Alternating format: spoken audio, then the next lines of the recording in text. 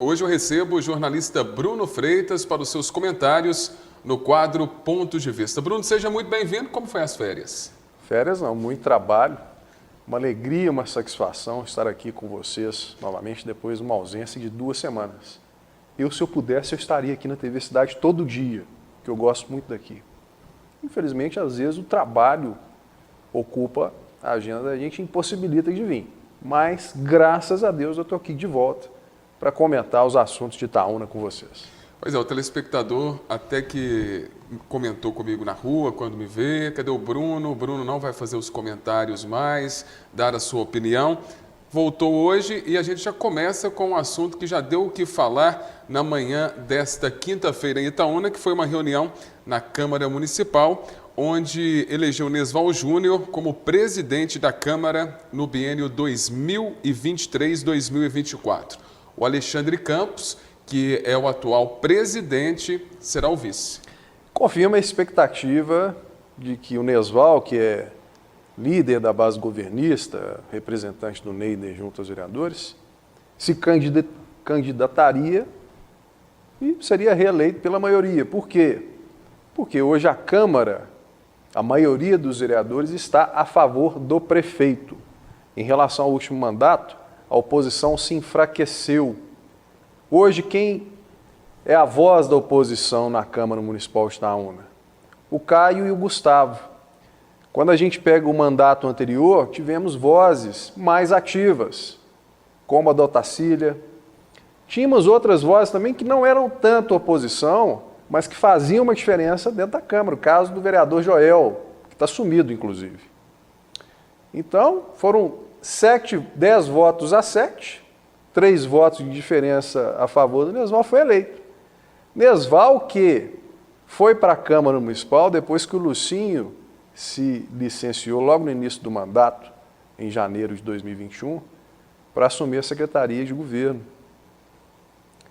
Portanto, a Câmara Municipal agora vai ser conduzida por um braço direito do Neider, com Alexandre Campos como vice-presidente, o que certamente não deve ter agradado muita gente, em virtude aí dos sucessivos escândalos de corrupção na Câmara Municipal nos últimos anos em Itaúna.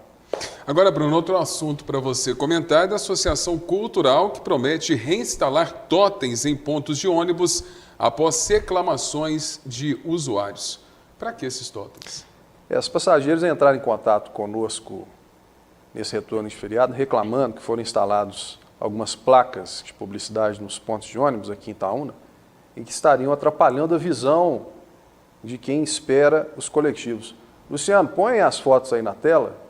Vocês estão vendo aí, foram vários totens instalados por toda a cidade e a associação que está cuidando desse projeto entrou em contato com a gente, explicando que solicitou à empresa que fez a instalação desse mobiliário urbano, que faça a remoção e instale novamente de modo que não prejudique a visão de quem está esperando no ponto de ônibus. Portanto, vai ser reinstalado.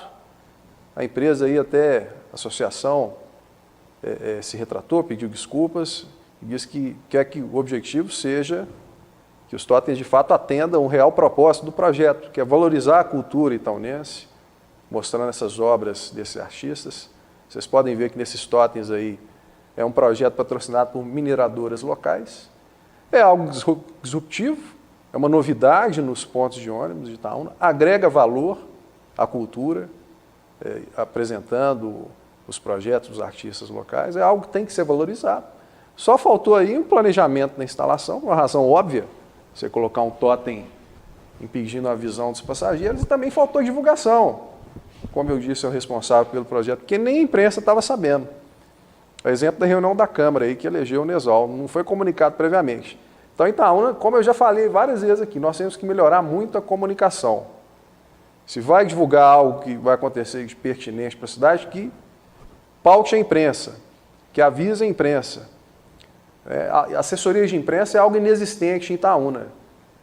Nós temos aí vários profissionais à disposição para atender as empresas, as instituições, as organizações, para fazer esse meio de campo com a imprensa e com a sociedade, para todo mundo saber de fato o que está acontecendo. Para a nossa cidade evoluir, a comunicação precisa ser de mão dupla. Bruno, esses totens eles serão permanentes ou só agora mesmo no final do ano é uma única campanha? Pelo que entendi, é um projeto patrocinado pelas mineradoras. É um maquinário, é um mobiliário que está aí espalhado por toda a cidade. Eu espero que fique, espero que seja permanente, espero que as empresas de Itaúna abracem essa causa, assim como a gente vê em várias cidades que há empresas que adotam as praças, por que não também adotar os pontos de ônibus? Por que não, além dos totens, reformar também todo o ponto de ônibus? Porque tem muito ponto de ônibus aqui em Itaúna que está em situação vexatória, caindo aos pedaços.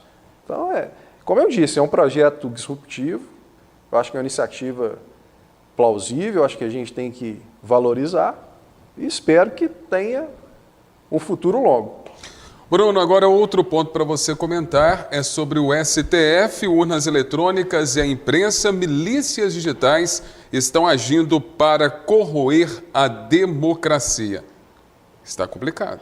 Isso aí quem falou foi o presidente do TSE e ministro do STF, o Alexandre de Moraes, que está causando uma controvérsia aqui no Brasil, em declaração que ele deu num fórum em Nova York. Bolsonaro teve 66% de votos aqui em Itaúna no segundo turno, contra 77% nas eleições de 2018. Ou seja, ainda continua muito bem votado. Apesar disso, o Lula venceu as eleições. A gente tem um cenário desafiador agora pela frente. No Brasil, o Lula vai ter que governar com um Congresso de maioria de direita. A política mudou, o país mudou, a cabeça das pessoas mudou e a realidade é outra. Agora, quando a gente vê as pessoas questionando STF, que representa nada mais nada menos que a casta do judiciário, que é uma realidade ampla. Se me perguntarem, eu sou a favor de que os ministros sejam nomeados por indicação técnica, por mérito, meritocracia. E não que seja nomeado por um presidente, ponto final. Não, acho que tem que chegar lá no topo da justiça brasileira, no STF, tem que galgar a sua posição por mérito. Quando fala sobre urnas eletrônicas, fiz uma enquete lá no Vio Itaúna perguntando, você acha que as eleições foram fraudadas? 52% das pessoas falaram que sim, 48% falaram que não. Há um sentimento da população.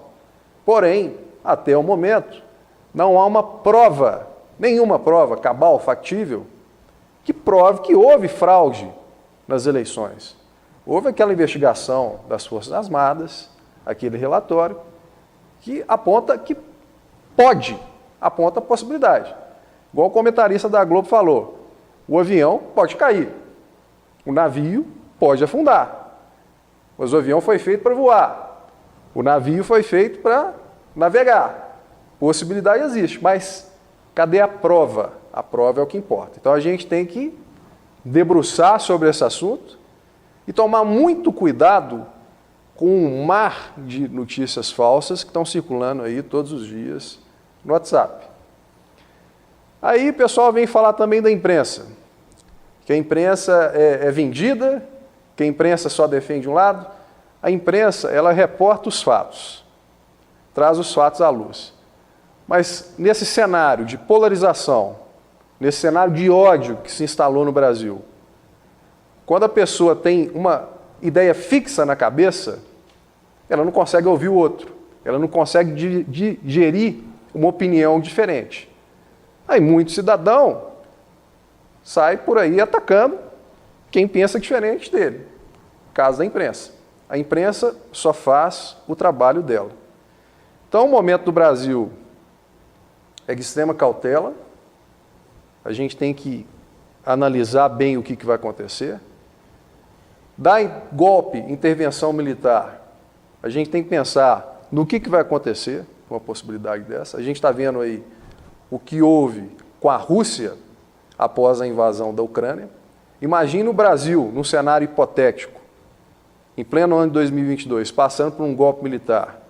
Você acha que os Estados Unidos e a União Europeia vão aceitar isso na mais absoluta normalidade? Eu acho que não. Há um risco do Brasil se isolar como a Rússia, ou até pior, porque a Rússia é uma superpotência mundial. O Brasil não é, o Brasil é uma nação emergente. Então a gente tem que tomar muito cuidado, analisar bem o que está acontecendo, entender que o país é um Estado democrático de direito, tem direitos e tem deveres, tem leis para serem cumpridas, e aquelas pessoas que atentarem contra a democracia, que atentarem contra as instituições, aquelas pessoas sem limites, que querem passar por cima de tudo e todos, vão responder, simples. A lei existe, é para todos. Não é porque determinada pessoa discorda ou tem uma condição melhor que ela pode desrespeitar a lei e passar por cima das outras pessoas. Não. Esse pensamento é equivocado. Nós vivemos uma democracia, uma civilização. Isso aqui não é uma anarquia, o Brasil não é uma anarquia.